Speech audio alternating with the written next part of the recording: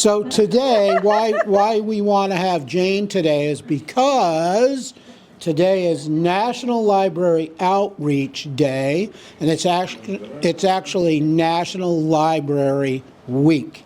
And we are really blessed to have one of the best research librarians in the planet, as far as I'm concerned, that's here, that's part of our community, to share some resources and stuff that we have access to, and all you have to do is go, I would like to have a library card, please. And it's free. Why wouldn't you take advantage of that, right? So with that, I want to welcome our wonderful Miss Jane Tracey. And I'm going to give you a little interesting fact that I found out today, that in 1833, today, in Peterborough, New Hampshire, where I grew up in New Hampshire, Peterborough is this little bitty community. I don't think there's 10,000 people that live there. But they started the world's first public taxpayer-supported library. Wow. That is still in existence today. Wow! That is fantastic. Isn't that great, amazing? Jim. And you know, that's a good segue, because everything I'm going to talk to you about today, it's pretty much funded by your taxes. It really is, property taxes. And in this area, it's the Orange County Library District. You're business people, which is why this might be mildly interesting. It's actually a special taxing district, and it was this was created by Glenn Miller, a previous library director, which sometimes, well, there are other items like the Melrose Center. Maybe some of you have been to the Melrose Center. That's something special. That's Mr. Melrose, who actually grew up in this area, who became the CEO of Toro Lawn and Garden. You have heard of Toro, right? He decided that he wanted to give back to the community, so he came to the library and said, what could we do? And at the time that was put in with Flight Simulator and and all the different technology, you can check out a photo studio, you can learn gaming, all these different things. That was quite new, and he gave the library $1 million in honor of his mother. And I don't know if his mother was a teacher at Edgewater High School. She was also featured in Barron's magazine because she was investing in stocks. This would be, like back in the 50s, where most women weren't making their name in Barron's magazine, but she did, and she taught other people in this area. Apparently, she would bring them downtown to a stockbroker downtown, youngsters, to teach them about stocks. So Mr. Melrose wanted to honor his mother because she was always ahead of the game.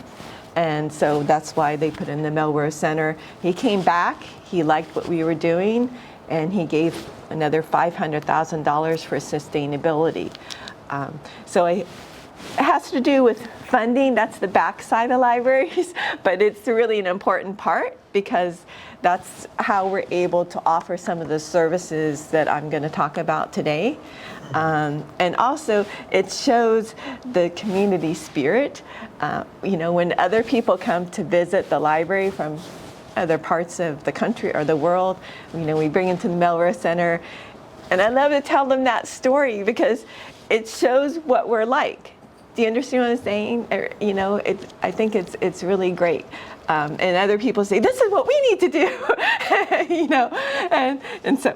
Okay, I wanted to mention, are you going to be my navigator today, or I'm not going to? You are so comfortable. Okay. Sorry. So, because you mentioned Tech Grove, so I wanted. Do you mind just Googling Carol Ann Dykes Logue? I want to show someone. So I'm going to talk I'm going to make this really productive. I'm going to talk about library services in a minute. It is National Library Week. But he mentioned Tech Grove, and so I want to show you all something that I think is important that will be of interest to you. So he's going to Google Carol Ann Dykes. Oh, sorry. If you'll just scroll down a little bit, please. Okay, here we go. If you'll click. So oral history interview with Carol Ann. Do you mind clicking that on? Yeah. So part of what I do is I work to document people in our area, significant people who have made a contribution to the area, people like Shan. And this is the most recent interview I've done. Can you make I want people, there's Carol Ann. So Carol Ann is one of the co-creators for Tech Grove. Yes. Okay. And she's the director of the incubation program. And if you, hold on. take your time, take your time. I was trying to shrink the page and it did this. If you Google her and if you look at that oral history interview, you'll learn more about Tech Grove, how Tech Grove was created, how it's funded, how the networking goes. You'll also learn about the NASA knowledge transfer, which she has a strong background in, which is significant to this area. So a lot of the work that she does, has a huge impact on this area, but we don't always see it, So I would recommend learning more about her and about her background. I'm pulling it up. Take your time. It will list some of the other companies. She worked at University of Florida, and she worked for other companies in Florida that were engaged in that NASA knowledge transfer. That all relates to technology today. You all are following me on this, aren't you? Okay, good. I could go into more explanation, but I know you want me to talk about other things, but he brought up Tech Grove. If we scroll up just a little bit, sorry, I went down, sorry. Okay, this will tell you more a little bit. If you see that quote, in the time I've been here, just by the nature of kinds of companies that have been part of the UCF program, companies in Research Park, the work UCF does, I've always had the opportunity to be engaged with this extraordinary community of defense entities that reside in Central Florida Research Park. That's a whole nother story. If you are interested in Central Florida Research Park, you could look up Dr. Potts' interview. He was one of the first research scientists that I interviewed him. He worked with NASA, he worked with UCF, University of Florida in the knowledge sharing at that time. But anyways, but that's a 60-year community making with about 18 different national security entities that have people on their ground doing research and development, doing acquisitions, designing and purchasing projects. So this goes from sort of those beginnings to what's happening today and all the many possibilities for people who have companies, startup companies. I hope this is, am I communicating this to, and y'all are, okay, because if you read it, you'll be like, oh, I want to get out there. And there's some possibilities for me here and to make these connections. And it's a very friendly environment. And that's what they've made it. That's part of her genius, of Carol Ann's genius. Just like this is a friendly environment, they've created that kind of friendly environment for Tech Grove. And they want people to come. You can sign up for their newsletter. It's ongoing. They have ongoing activities. How many of you have already been there? Okay, all right. And so everything I'm saying is true? Okay, great, okay. And she's the best in the community. She's the best, bar none. She's the best in the community, bar none. I agree with you. That's why when he said Tech Grove, I said, I'm here to promote the library, but I got to tell them about this. Oh, but backstory, she actually started out as a librarian. Okay, so that relates to National Library Week, doesn't it? Okay, thank you. All right, so Do you want me to tell the question that you asked first? Do you want me to do a demo on that? Yeah, let's do that. Okay, On so, Google? so we'll go to ocls.info if you don't mind. Yep. ocls.org, so we update, ocls.org. them what we're doing. Okay, so Jim just asked me a question before we started about accessing ebooks and audiobooks on the library website. I don't know how many of you have ever done that. Okay, so some of you. So I won't give them a full backstory on the ebook licensing business. But so the library offers services. We offer business databases, which I'm going to talk about in a minute. We offer a whole bunch of other services, which I'm going to talk about in a minute. We also have access, you have access to ebooks, downloadable services that the library pays for that you get for free with your library card. So if you don't have a library card yet, And clicked it. you can see where it says new, sign up for a library card. You can do that online, or you can come in and get your card right away. You'll see where it says, okay, we were on the main page Yep. a minute ago. So if you go back to, I just want them to see from the beginning. So this is the main page. We have lots of activities. If you go to where it says books, movies, and more, he was asking about the ebooks. If we scroll, if we keep scrolling, okay. So you'll see where it says ebooks, ebooks and audiobooks. And if you click that on, and if we scroll down, now we have access to all these different services. So you can access all of them for free.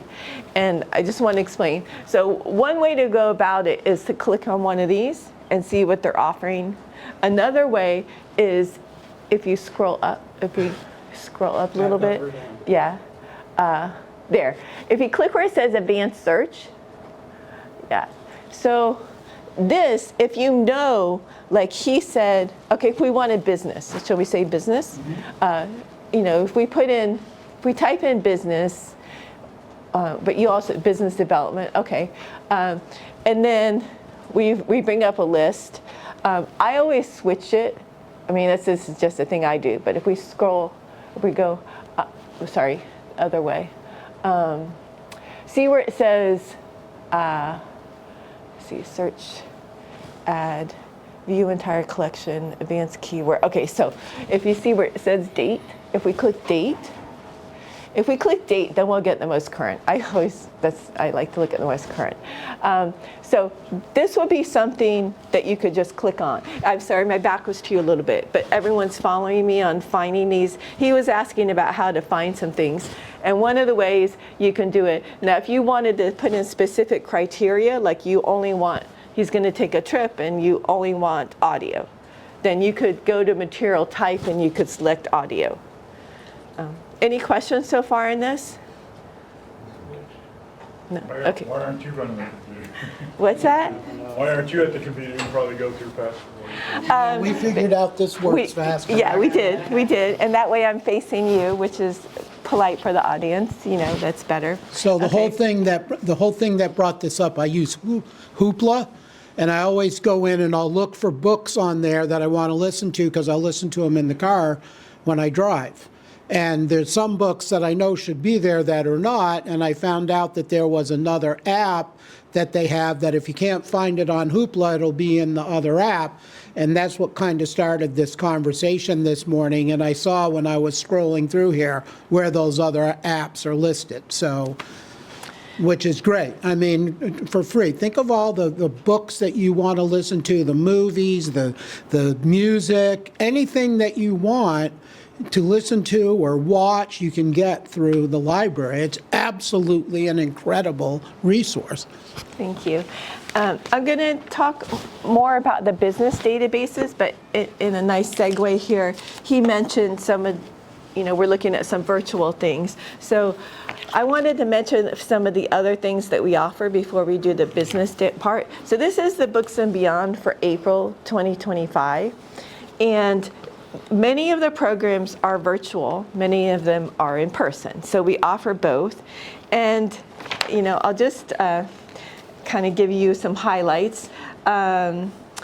we have a designer coming, an interior designer that's doing a program on designing your space. We have understanding Medicare. We have an upcoming book festival where we're going to have a top best-selling author that's going to come and present. Legal advice, know your rights. So we have an upcoming event for that. Publishing. So this is a publishing boot camp. I have a friend who's an HR director that told me he's learning French. And I said, oh, well, did you know you can do conversational French at the library, where you can come and speak French with other people, and that's in person or virtual, So we have it for Spanish. We have language, a whole bunch of different language learning opportunities. We have it for English. We pay for Rocket and Mango, which are services that you can access all different languages, and it's a downloadable or it's online. Either way you want to do it. These are ways that we can enrich people's lives.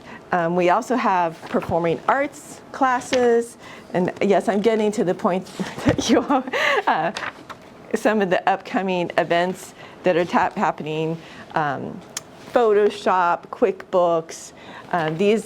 These are highlights, but if you see where it says classes and events, this is where you can put in a keyword. If we click on classes and events, if you put in toolkit. One word? Yes, thank you. So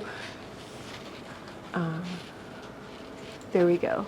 So we have, if we scroll up a bit, because I had the receipt there, we want the one that's not canceled, so we can click learn more. So the Entrepreneur Toolkit is an upcoming 4-part series that I'll be teaching in May, and we'll be talking about all these different services that the library offers that you have full access to. It will be virtual, be from 12 to 1, so you can be wherever you are and eat your lunch and learn more about some of the services. And I thought I would show you briefly, do we still have time to do like Yep, we got about 10 minutes. About 10 minutes. Yep. Okay. So we'll do a very brief database intro, if that's okay. Do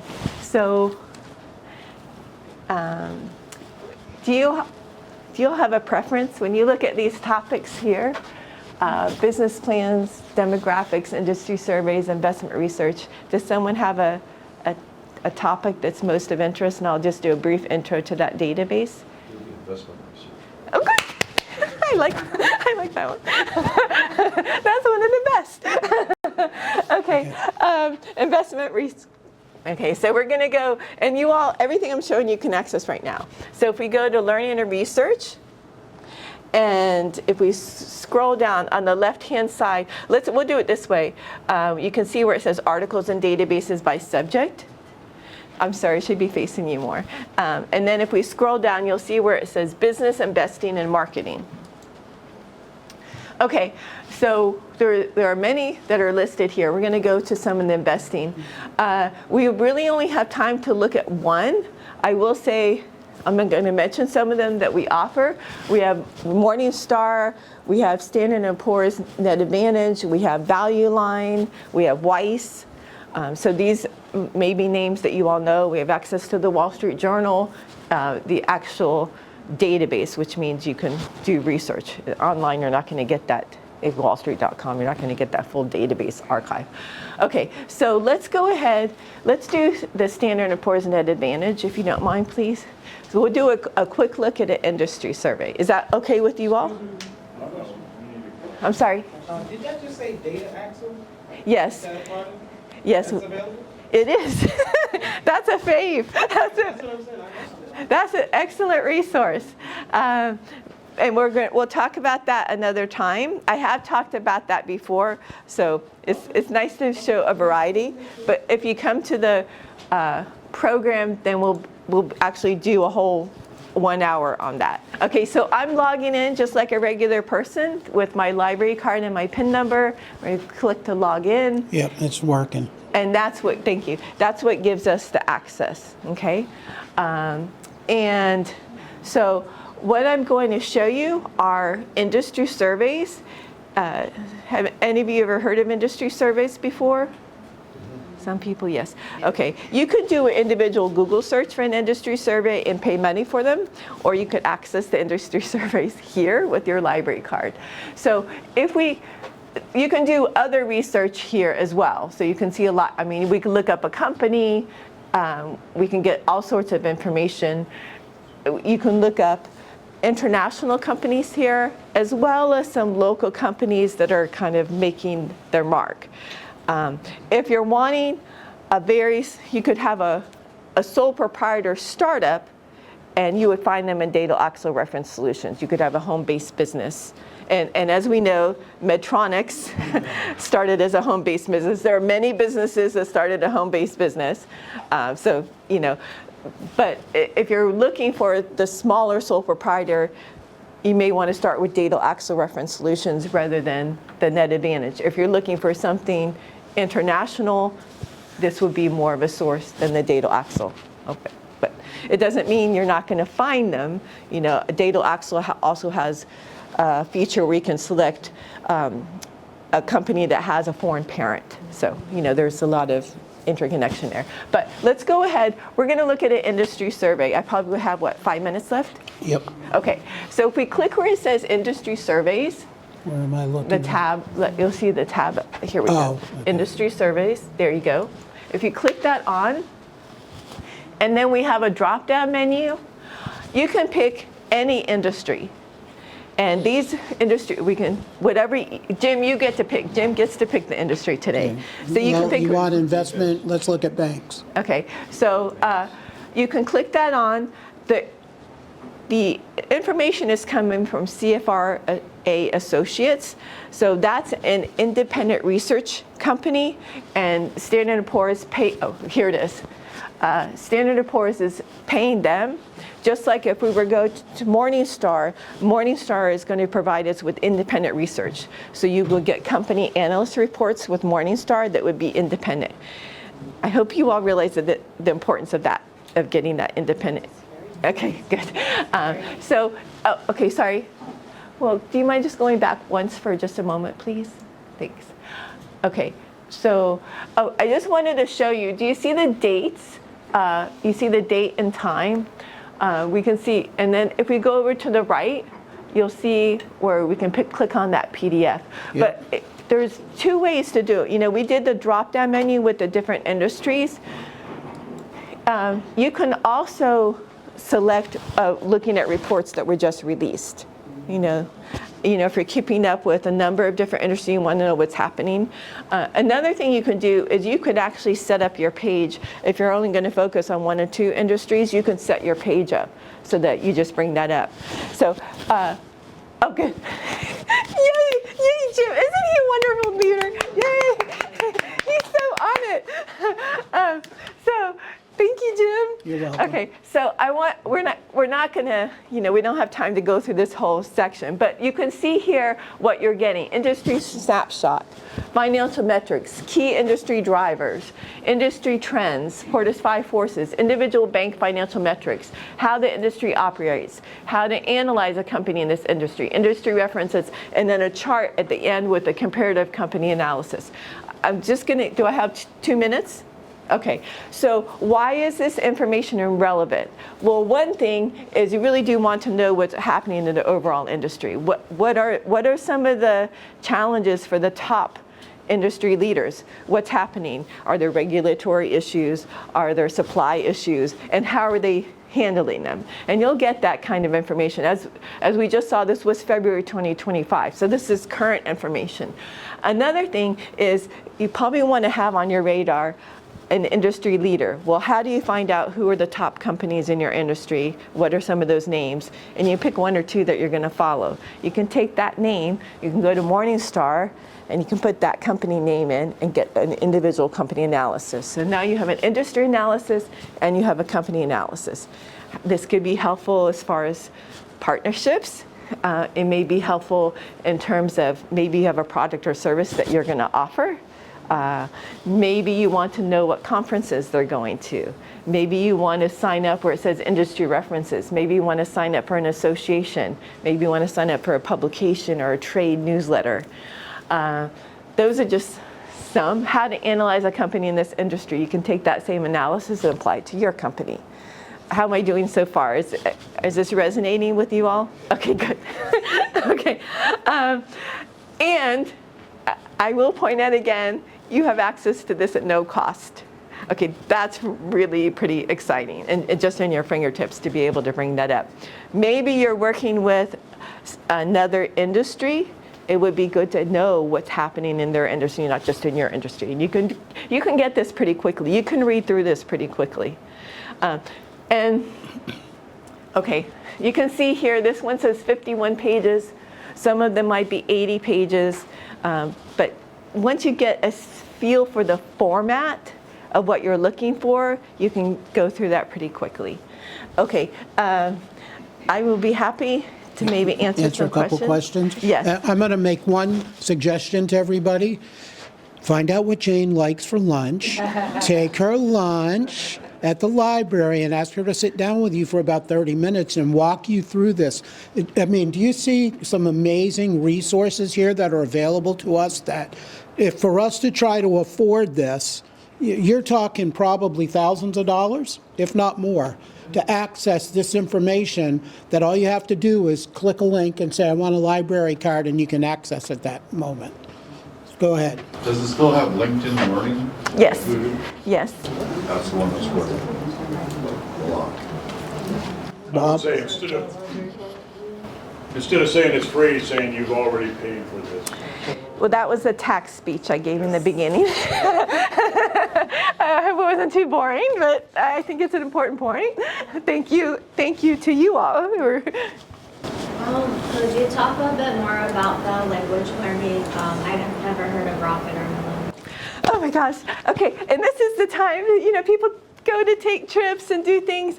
And, like just this weekend, I was with a friend and he's, he's an HR director. He's focused all week long, and he was telling me, for fun now, he's learning a language, and French, that he took in high school. And I said, well, did you know that the library has where you can come and speak French with people? Because that was one of the things.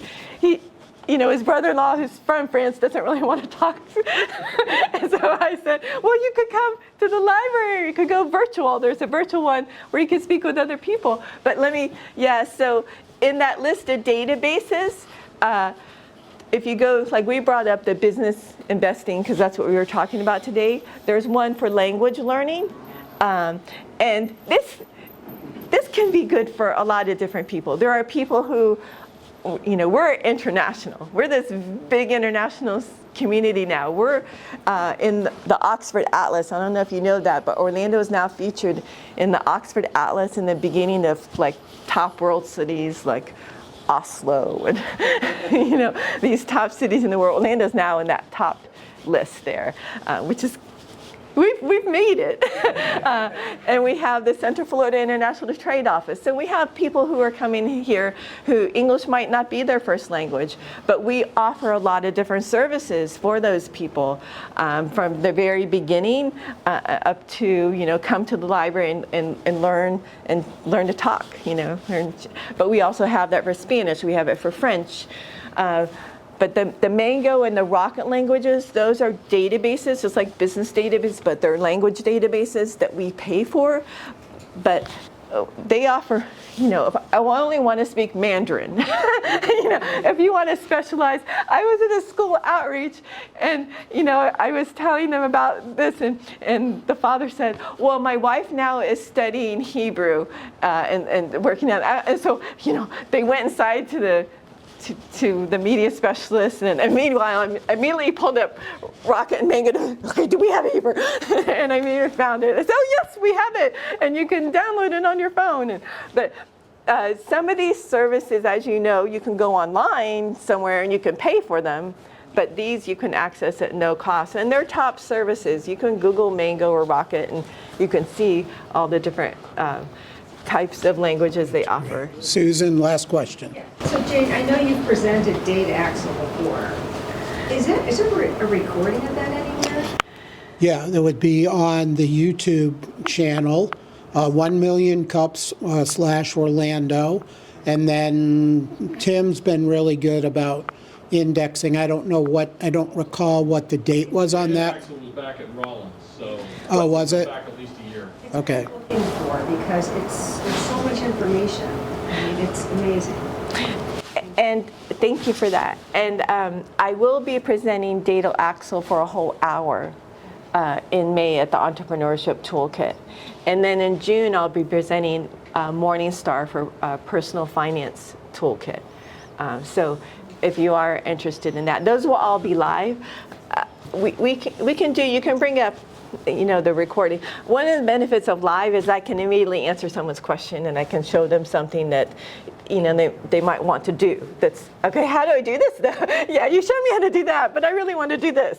And so that's, like today he was asking about the ebooks. So thank you so much. Thank you all for supporting the library. I have to say thank you. So do you guys think she likes what she does? Yes. I believe in libraries. Jane's a great resource, and the library is a great resource. And if you don't take advantage of it, you got nobody to blame, but yourself. But it is probably the best resource any entrepreneur can ever have. So it's a great thing. So now we are going to do our member spotlight with a very special guest today, our friend, Mr. Erik Deckers. Erik is the president of the Kerouac Project here in Orlando, which is a house where Jack Kerouac lived and wrote, what book? He wrote a book. The Dharma Bums. The Dharma book, okay? He wrote the Dharma Bums in College Park.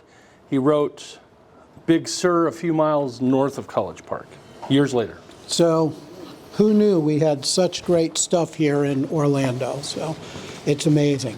So this is just a little thing we put together not too long ago so that we can spotlight individuals and some of the talent we have here so that you can get to know people better. And then again, it's other resources and schedule a cup of coffee. So Erik, tell us about yourself. How'd you get started doing this? Where are you from, and how'd you get started in writing and what you do? So I'm originally from Indianapolis. I grew up in Muncie, Indiana, home of Ball State University and the Fighting David Lettermans. And when I was 16, I saw a banned books poster that said, "These are books that have been banned around the country," which I took to mean these are books Erik should read. And I read Catch-22, which was not suitable for a 16-year-old, Hitchhiker's Guide to the Galaxy, and Breakfast of Champions. And those made me want to be a writer. And so in college, I started working for my college paper and just kept doing it. And then 16 years ago, as of February, I had a chance to join a content marketing company as an employee. 3 months later, I became one of the owners because the guy who founded it didn't want to do it anymore. He wanted to go back into consulting. So he sold the company to me and my business partner. And after 4 years, I bought that guy out. And so now I'm pretty mobile. As long as I've got my laptop and Wi-Fi, I can work from anywhere. And so that's kind of what let us come down to Orlando from Indianapolis 9.5 years ago, was I could do this from anywhere. And my wife didn't want to be in cold weather anymore, and I wanted to continue to be married to her. And so I said, sure, we'll go to Florida. I hear that. So what would you say a core problem that you're solving in entrepreneurship or in the industry as a whole? One of the big things that I help solve is a lot of people either don't like to write, or they don't know how to write, or they don't have time to write, or they don't know that they don't know how to write. But a lot of it is so if I told you all, you need to write a blog article twice a week, every week, for years to come, and it will help your website rank higher in Google, you'd say, oh, that's a good idea. I should do that. But how many people have time to do that twice a week, every week, for years to come? Nobody. I mean, it takes a good blog article takes 2 hours. 3 hours for people who aren't used to writing.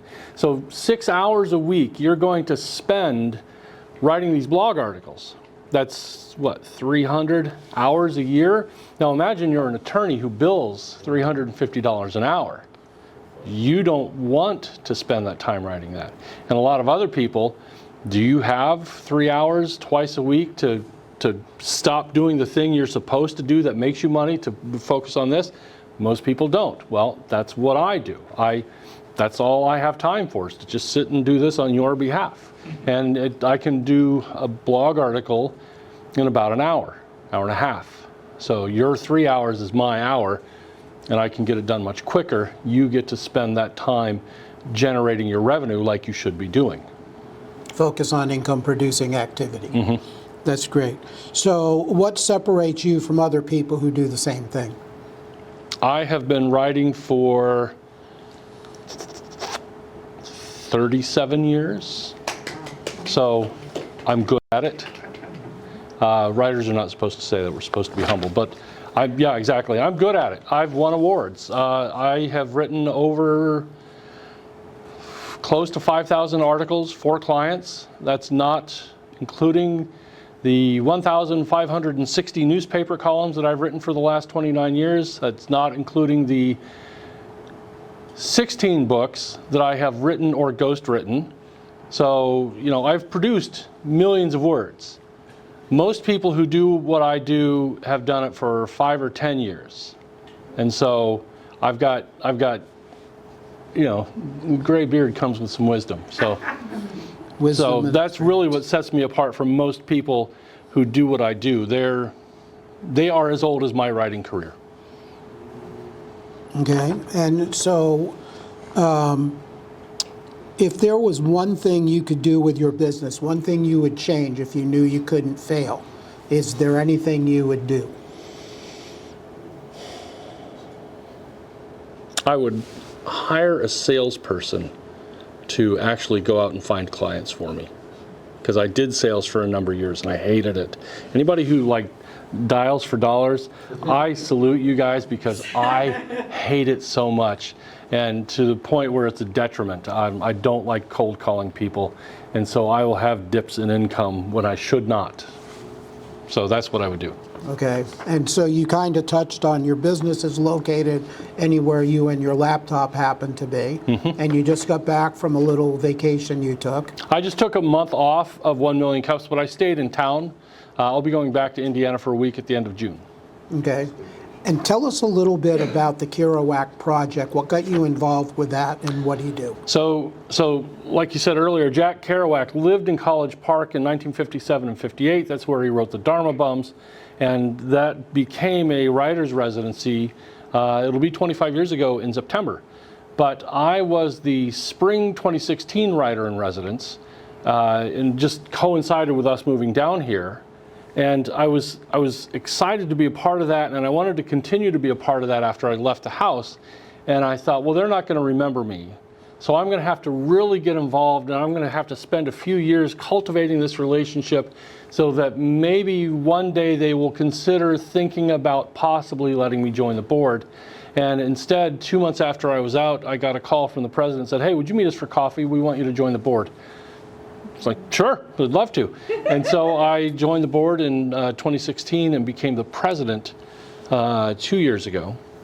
And basically, we are a year-round writers residency. We have 6 writers per year who each live for 2 months in the house. Before, it was 4 writers per year, living 3 months in the house.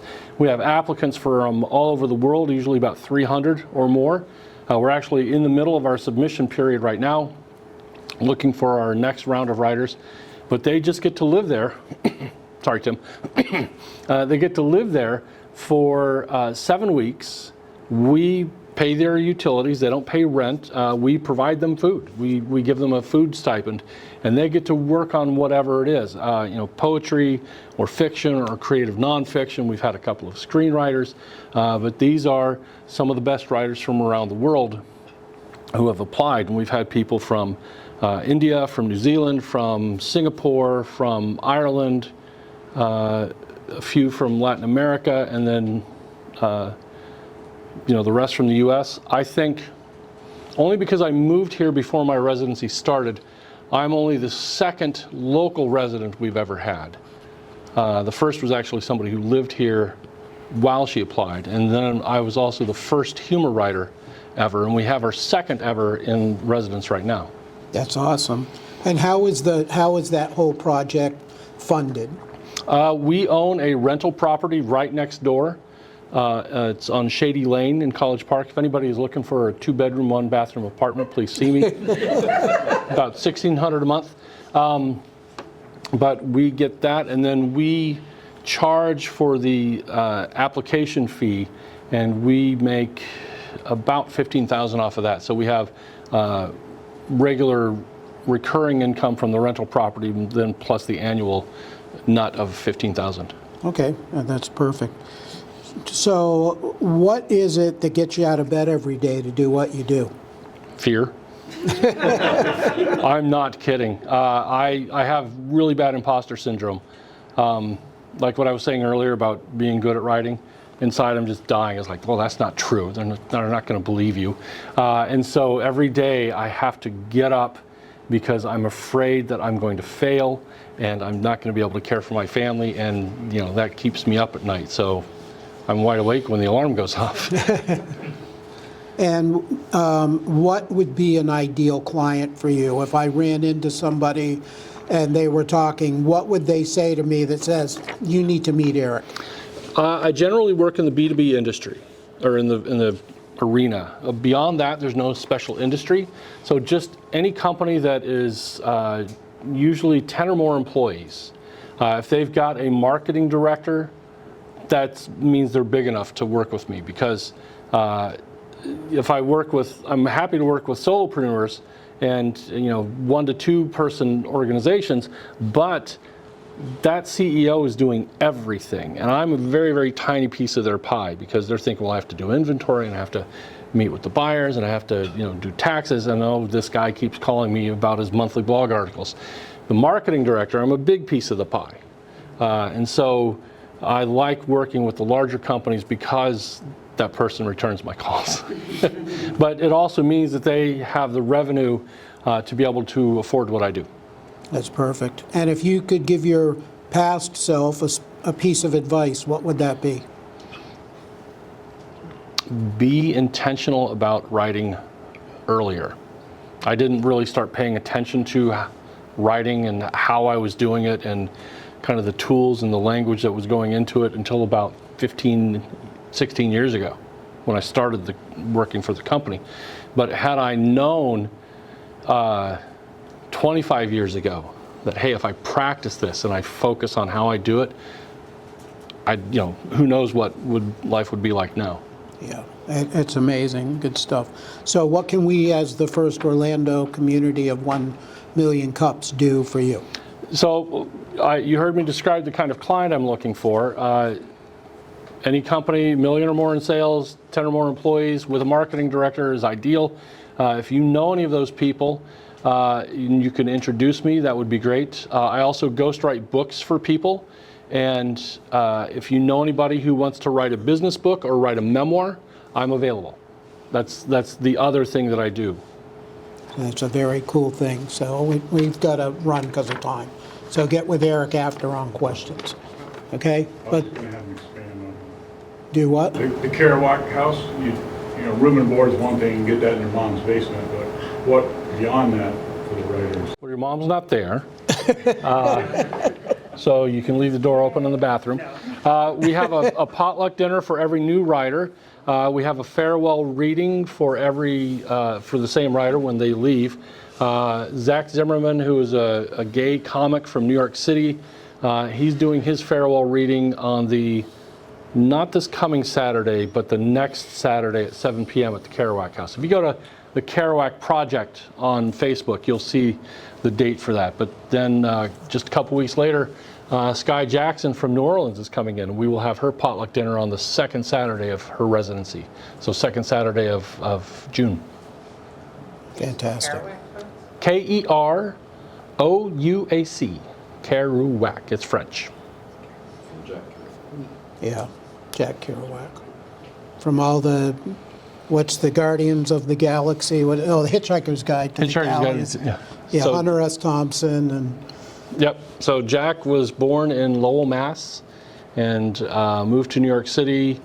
And when he started writing, he basically launched the Beat Generation. If you've ever heard the term the Beat Generation, his book On the Road was the thing that kicked that off. And so he was friends with people like Allen Ginsberg and Neil Cassidy and Ken Casey, the guy who wrote One Flew Over the Cuckoo's Nest.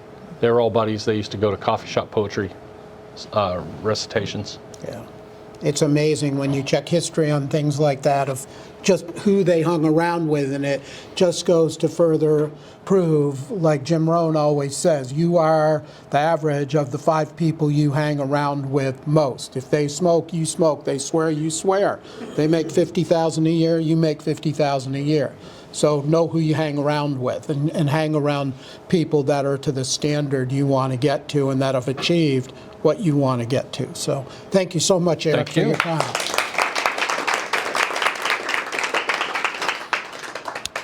All right, so our sponsors are Tech Hub Orlando, which is where we are here, Future Funders, OMG Labs, and Innovate Orlando, and of course UCF, who actually owns the building here. And Donut Central provides us with our morning supply of sugar, and Salai Coffee, where Peter, he's not here today, but they provide coffee from Kenya. It's some of the best. And every once in a while, keep a lookout over on College Park, over on Edgewater Drive there. There's a little second-hand couch and furniture place there that used to be the guitar store. They made handmade guitars there. And Zach, the guy who owns that store, Peter's out there doing coffee. He's got a cool little espresso machine and some stuff. And boy, to have him make coffee, it's really good what he does. So go visit that. These are some other sponsors: Kirkendall Insurance, Rupert with Orlandopreneur, Tim, as we mentioned, Driven One Digital. Stoic Dan helps us with a lot of our online stuff. The real estate detective, John Swanson, who's not here. And then I'm with Legal Shield, Business Solutions. Our organizers here, if you would, raise your hands. If you guys have any questions about, what do you do? How do you present? Anything like that, please come see one of us. We're happy to help you and point you in that direction. And invite your friends. We meet here every Wednesday, the address 39 West Pine, and have your friends come down, 8:30 to 9 o'clock networking. You're welcome to stay and hang out a little bit after and do that again. And you can find information with us on some of the social media here. Meetup is probably one of the most frequently ongoing, updated, most relevant information, but you can track all of that, share it on public media, and connect with someone. Go to one of the local coffee shops and have coffee. I've been going to CFS over here on Church Street. It's actually just through the tunnel right here on the other side. Great little coffee shop in there. They have this thing called a lilac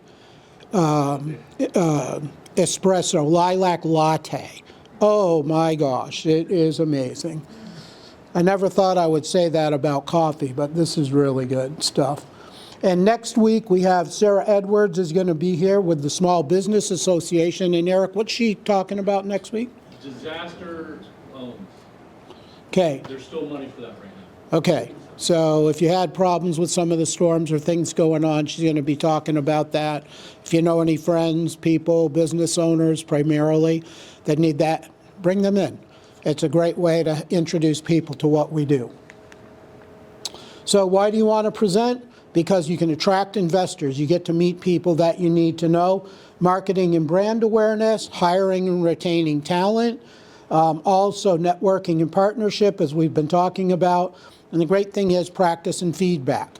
This is a safe place to come share what you do and be able to share your project and get critiqued. Let people help you. That's what we're here to do. that's going to equal your growth. So we'll see you next week in 166 and a half hours, 9,990 minutes, or 599,400, 398 seconds. Have a great week. Thank you.